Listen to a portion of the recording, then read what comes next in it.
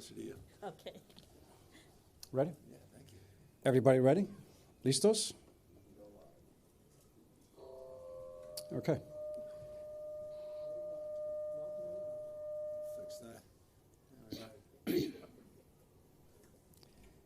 All right, good morning, everybody. Welcome to Los Angeles Unified. We are here at the Alexander Science Center School. I'm sure everybody's gone to the movies and seen A Night at the Museum. This is a school at the museum. Fun every day for our kids, great experiences for our teachers and our community in beautiful Exposition Park. Let me begin by acknowledging the presence of our school board member who so ably represents this area of our great district, board member Charlotte Newbill. We also have Dr. Rocio Rivas, Vice President of the school board, and the chair of the school board, the president of the school board, Scott Schmerlson, with us. You'll be hearing from a number of distinguished leaders in our state, including Governor Gavin Newsom, who's been here in Los Angeles over the past couple of days to celebrate the signage of important legislation that will benefit, no doubt, teachers, students, principals, and our entire community. Today is no exception. Today we are here to celebrate the signing of a critically important bill, AB 1454, by Speaker Robert Rivas, will usher into the state of California a new era of literacy instruction, developing and adopting critical standards that have been well endorsed by peer-reviewed research over the past 4 decades. The adoption of curricular materials that are aligned to the best standards, and ushering in also a new era of professional development for our great educators in the state of California aligned to those standards. This is a bill whose time has come.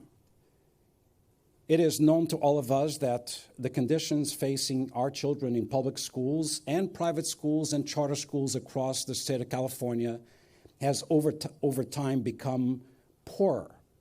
More students identified with disabilities, more students who are speakers of languages other than English. Adopting the right curriculum, the right standards, the right training, and the right methodology is critically important at this point. All children can learn. There are no excuses, and they deserve the very best from us. AB 1454 is a tremendous leap in the progress that we need to make with the students of our state. So, to Speaker Rivas, to the individuals representing organizations that you'll be hearing from in a bit, but most importantly to our governor, my friend Gavin Newsom, I say thank you on behalf of 540,000 students who learn and thrive every single day in Los Angeles Unified. The second point I'd like to make is a little bit about Los Angeles Unified. And let me begin by apologizing to the entire state of California and the nation for Los Angeles Unified is having a very special moment in history, one without precedent. Let me just put it to you like this. Based on state assessments, this year, across all disciplines tested, that is reading, mathematics, and science, across all grade levels tested from 3rd through 11th grade, and across all subgroups of students, that is white, black, Latino, English language learners, students with disabilities, foster care kids, kids experiencing homelessness, everybody moved up. Not just by a little bit, but in a very statistically compelling way. We measure progress in Los Angeles and across the state of California in 2 ways. Number one is improvement over time, growth over time. We call that distance from standard. Here's where the expectation for kids' reading ability or math computation ability would be. How far below that are they, or are they above that distance from standard? For the first time in the history of Los Angeles Unified, we were able not only to accomplish what I just described, but the gains in distance from standard, meaning the growth from last year to this year across the board, were double digit. This follows last year's very compelling improvement in reading, math, and science experienced by our kids. I want to extend my immense gratitude to our teachers, to our support staff, to our leaders, to our school board for staying the course and, quite frankly, adopting science of reading methodology in advance of the state. I believe that our gains in literacy are due to the early investments we made in professional development and acquisition of instructional tools that served our students well. That is why I thank Governor Newsom, because not only is AB 1454 about to be signed, but back in June, he included in his budget $200 million towards the implementation of this critical piece of legislation and empowerment tool for the teachers of our state. A lot more will be said about where we are as a school system at tomorrow's event right here in our community. But today, we celebrate the fact that we can proudly say that as Los Angeles goes in terms of education, so goes the state of California.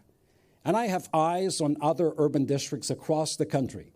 I can tell you that the second largest school district in the nation and the largest independent school district in the nation is by far outpacing other states and other urban centers across the nation in terms of literacy, numeracy, and science. With that said, there's a long way to go. Our kids are still performing well below their potential. This game is not over. We're not even at the end of the first quarter, but the indicators are solid in terms of the strategies that we have deployed, the investments we have made, and the unflinching, unapologetic way with which we have taken on school reform and transformative work on behalf of our children. Unas palabras en español, me siento muy orgulloso de... Okay, I'll give you a chance. Me siento muy orgulloso de estar aquí acompañado por el gobernador de nuestro estado, el señor Gavin Newsom, y representantes comunitarios que han hecho tanto por cambiar la política de educación en nuestro estado. Hoy estamos celebrando una firma muy importante de una pieza de legislatura que va a cambiar el proceso de educación, principalmente la lectura, aquí en nuestro estado de California. Un proceso y una metodología que nosotros apoyamos aquí en Los Ángeles. Una inversión de más de $200 millones promovido y aprobado por nuestro gobernador. Es la medida correcta para estimular el desarrollo académico de nuestros niños. También estamos aquí para celebrar que por primera vez, de una forma histórica sin precedente, nuestro sistema escolar de Los Ángeles, nuestro sistema unificado de Los Ángeles, ha conseguido un aprovechamiento académico este año histórico sin precedente en todas las áreas de matemática, de lectura y de ciencia, a un nivel histórico. En este momento hemos pasado el nivel de aprovechamiento académico prepandémico. Eso es histórico. Lo hemos hecho de una forma también especial. No solamente aumentamos el nivel de aprovechamiento académico, pero lo hicimos en todos los grados, en todas las disciplinas y con todos los grupos de estudiantes, incluyendo los aprendices de inglés, los latinos, los afroamericanos, los asiáticos y los estudiantes blancos. Eso significa que el segundo distrito más grande en nuestro país está demostrando al estado de California y a todo el país lo que es posible para nuestros estudiantes. Last point I'd like to make is that, and I saved this for last, I promised 3 years ago that 2 years into the implementation of our strategic plan, we would meet and exceed pre-pandemic levels, because pre-pandemic achievement levels are inadequate and insufficient for our kids. I'm here to announce that this year, based on this data, delivered by our teachers, by our students, we were able not only to meet, but actually significantly surpass pre-pandemic achievement levels. It is a great day for Los Angeles Unified. So with that said, let me introduce Ms. Marta Hernandez with California Together.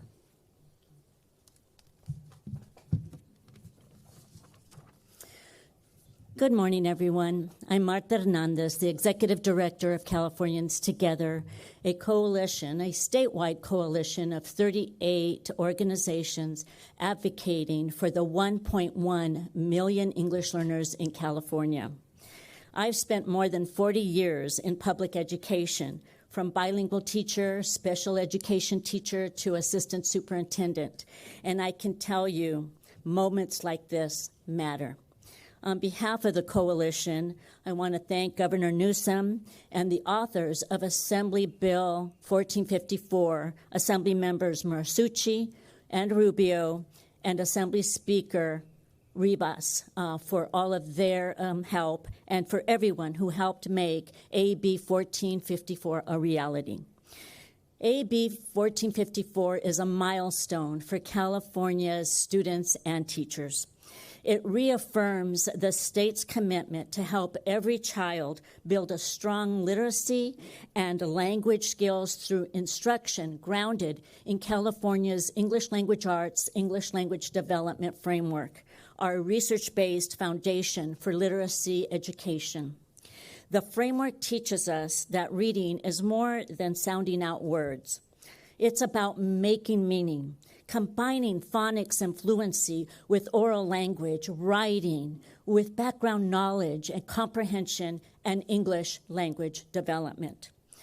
Also, these are the skills that enable our students, including multilingual learners, to thrive as readers and writers and thinkers. And so what does the bill do? The bill prepares educators. It helps teachers and administrators to be ready to deliver instruction aligned with the framework and to support English learners effectively. It also calls for the adoption of instructional materials that are aligned with the framework and recent research. It also invests in professional learning, supporting all components of literacy with added attention for students learning English and for those facing reading challenges. The work does build on the state investments that have been instated to implement the framework, as highlighted in the governor's Golden State Literacy Plan. This includes things like literacy coaches, the English Learner Roadmap, and also resources like California's Literacy Roadmap, the preschool through third grade learning progressions, and the California Preschool Transitional Kindergarten Learning Foundations, and much, much more.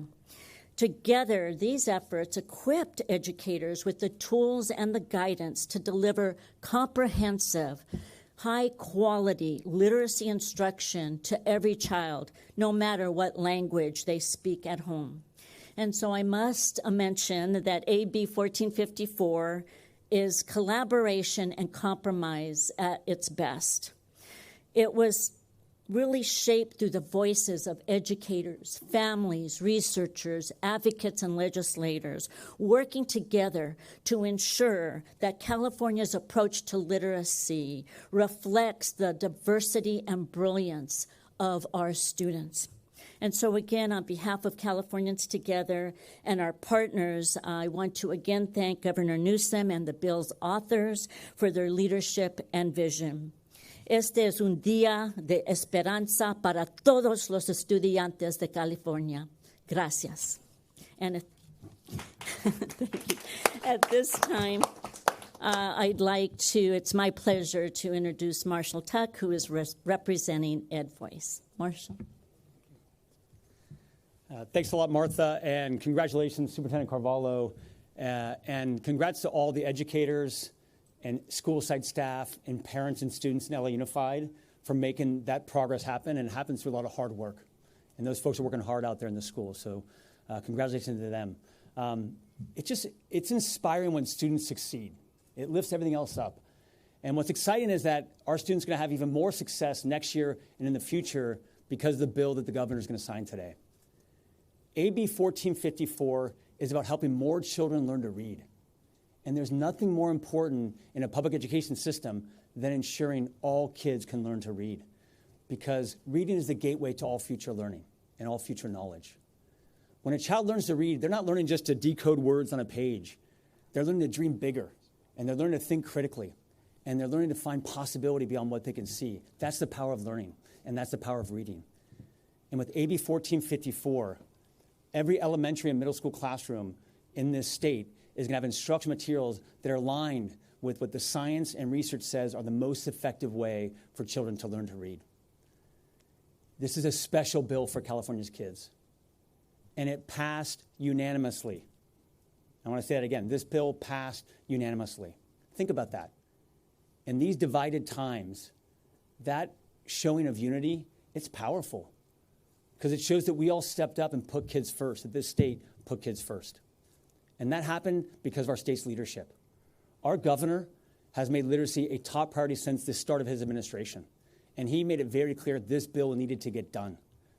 Speaker Rivas made this his only bill of this legislative cycle. And him and his staff put in a ton of time to build a broad coalition that got behind this effort. Assemblymember Rubio, she never stopped in her determination to make sure that meaningful reading legislation got passed in this state. And Assemblymember Merritt-Succi came on as a joint author to strengthen this effort. And a lot of other folks work real hard for this bill to get done. And we got to remember, you got to work hard for real bills to get done to really change people's lives. Folks from EdVoice and NAACP California, Hawaii, folks working at Californians Together and the California Teachers Association and Families in Schools and Decoding Dyslexia, all putting countless hours to champion and shape legislation that's going to lift up a lot of kids' lives. California put kids first to get this bill done, and not just in words, but in action and in hard work. And I want to say one thing before I wrap up.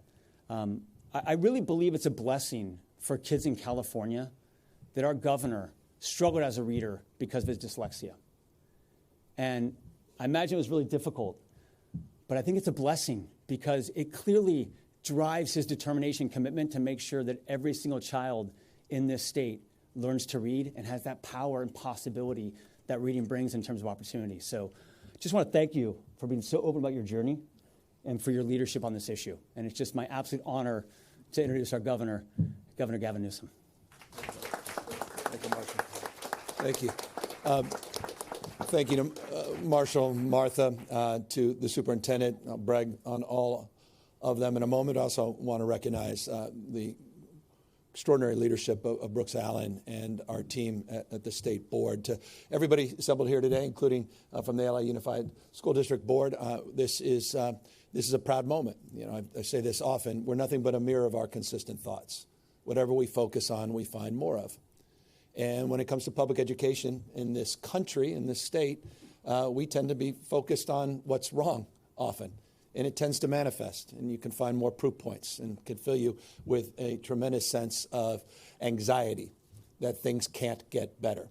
But I hope what you heard today from the superintendent, what you heard from these other leaders, distills a sense of well-being, that things are getting better, that we're not only moving in the right direction, we're leading in that respect. Every subject, in every cohort, in every grade, we saw improvement. ELA, science, and math. 4x faster pace of growth than we had seen in prior years. Our investments are paying off. And that is the most important message I want to deliver. Those investments are unprecedented in this state. Let me give you one example.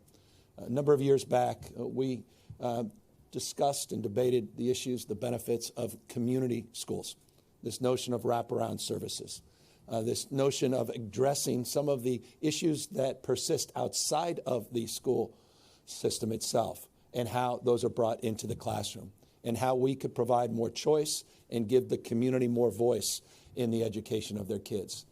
$14 billion, the most significant investments this state has made in decades, have been invested in our community schools efforts.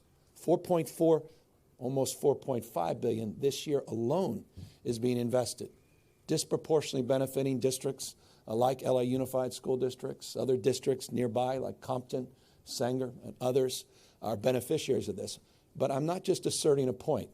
I'm also here to make a point that was highlighted with an independent review of the first cohort of those receiving the benefits of community schools, where we saw extraordinary improvement in reducing suspensions, reducing chronic absenteeism, improvements in math, and that has been stubborn for us in this state, and ELA, proving what we were asserting.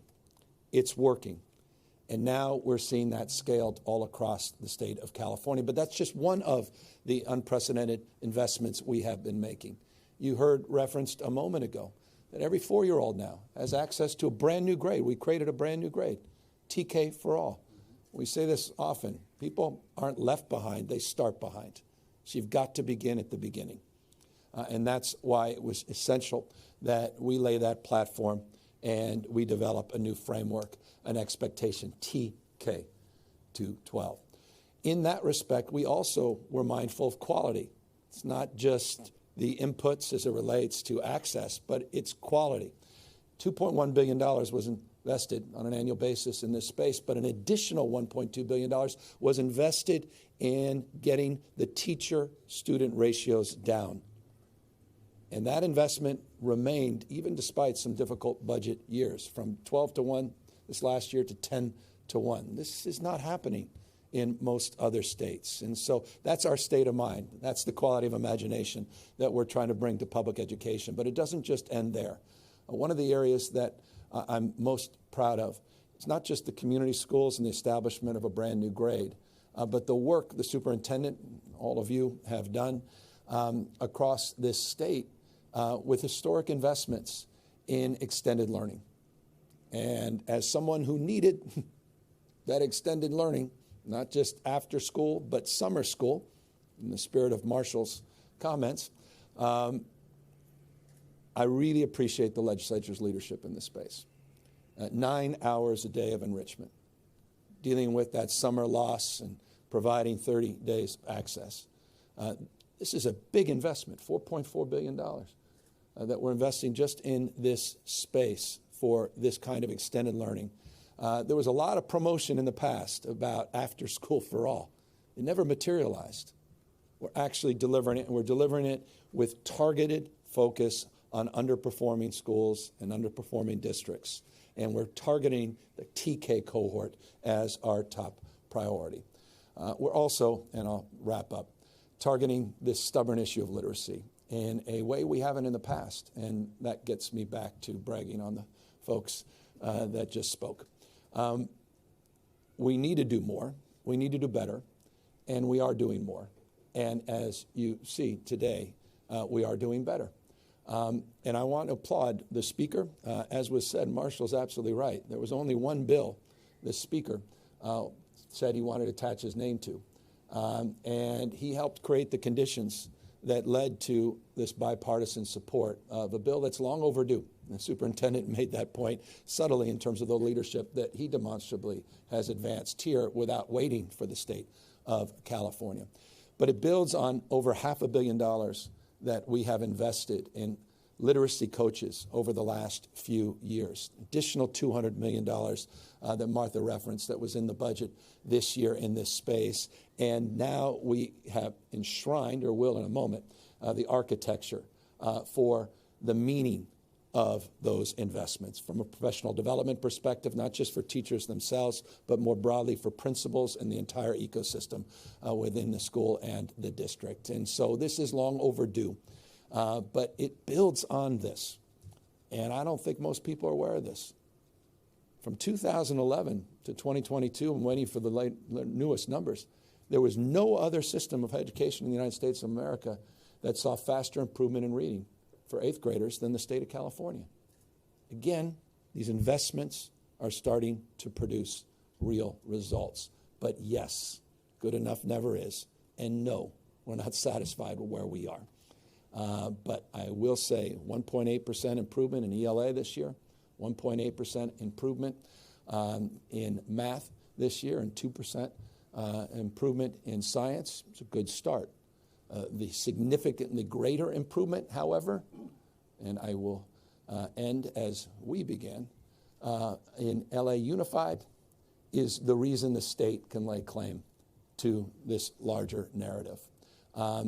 It is absolutely true that LA Unified has outperformed the state, and as LA Unified goes, the state of California goes. And it's also a point of pride that you made the decision to extend the tenure of arguably the best and the brightest mind as a superintendent in the United States of America, LA. We can say this to the folks in, well, Miami, eat your heart out. And I cannot impress upon you how grateful we are, Mr. Superintendent, of your leadership across the spectrum. Final words, that was demonstrable yesterday. And yesterday we announced we provide about 1 billion meals a year in our public school system. We were the first in the nation to provide 2 free meals a day. But we did something yesterday that's also first in the nation, and that's to address the issue of ultra-processed foods.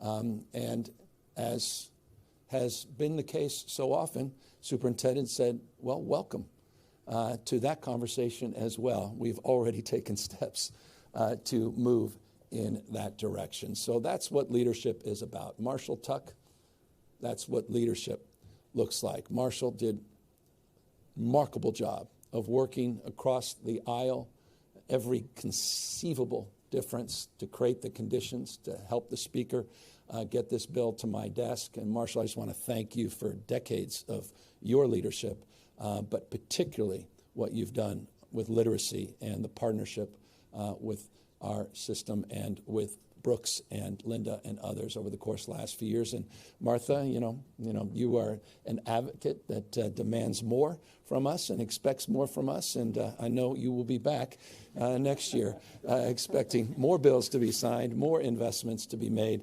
But again, I'm really proud to see these investments paying off. And I hope we have been able to communicate that pride today and demonstrably back it up in terms of the data. With that, we're here now to sign this bill and get this process moving formally. We'll do a quick.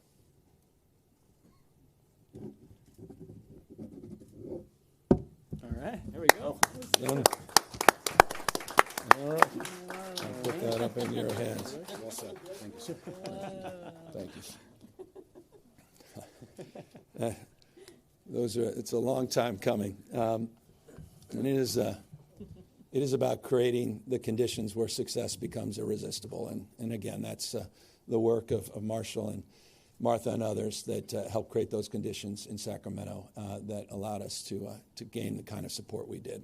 With that, we're here to answer any questions.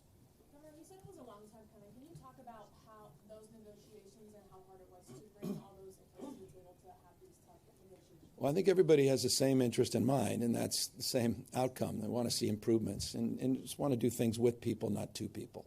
And I think it's about building trust. It's about relationships. Often it's about language. So often it's about language.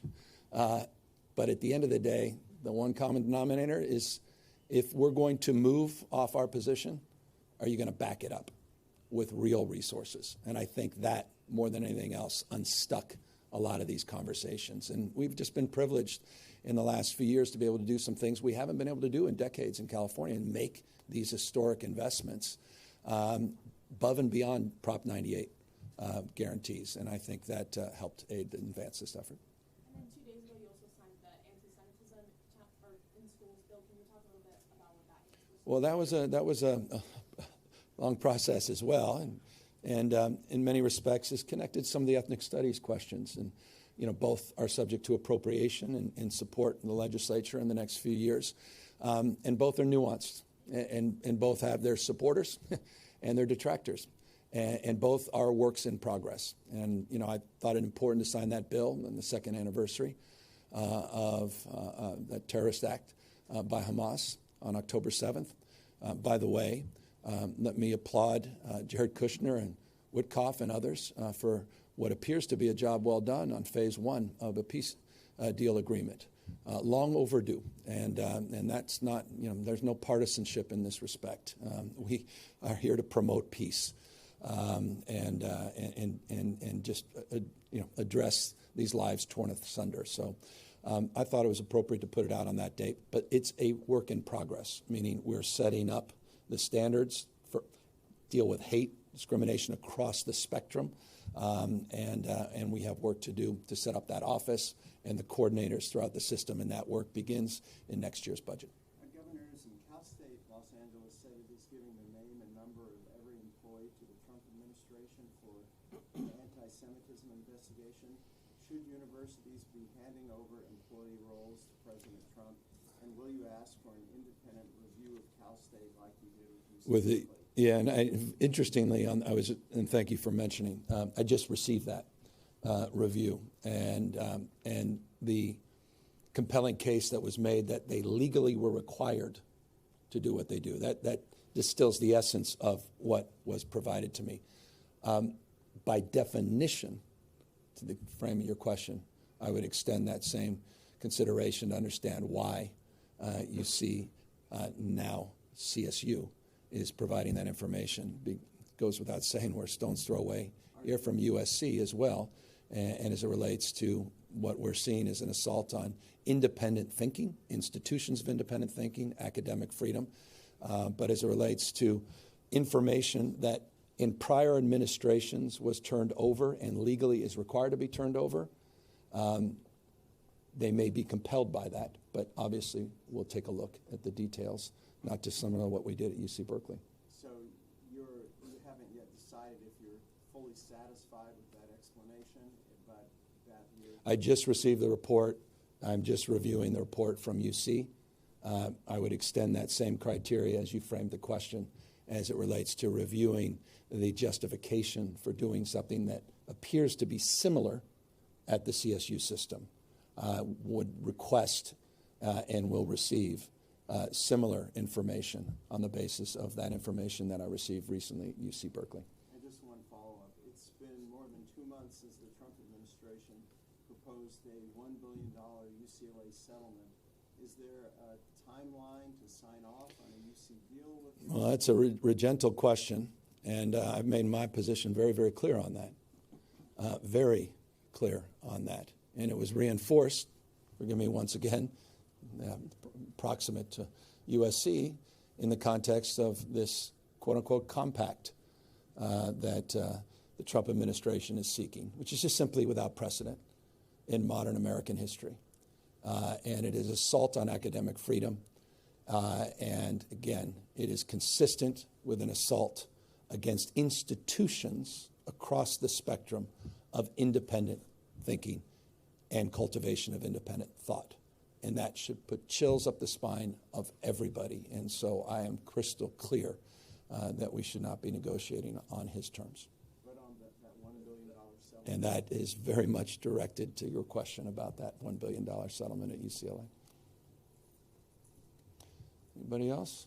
I'll ask. Yeah, just can you clarify about the $4.4 billion? Is that going just towards the implementation of AB 1454 or towards other programs? No, more broadly. I'm sure Martha would love to see $4.4 billion. We'll take it. Marshall, on that. No, those are there are a number of investments that we've made in community schools and after school and summer school for all, what we refer to in the lexicon of the state board as extended learning, and that money is in that space. But as it relates to the issue connected to the bill I signed, this is a companion bill that aligns with the appropriation that was made in this year's budget of $200 million that builds on the $500 million, $500 million, that we put in over the last few years for literacy coaches and our efforts to implement the broader vision that Martha referenced as it relates to our Golden State Literacy Plan. Thank you, everyone. Thank you, guys. Thank you. All right. Thank you, sir.